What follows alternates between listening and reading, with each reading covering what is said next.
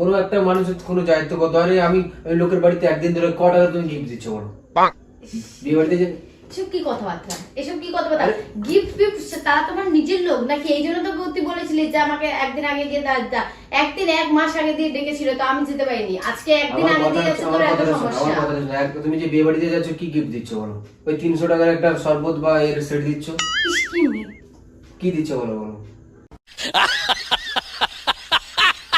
তো একদিন আগে থেকে কি তুমি দুবেলা তিন বেলা করে খাবে আর ওই 200-300 টাকা গিফট দেবে? এই কি দেবো?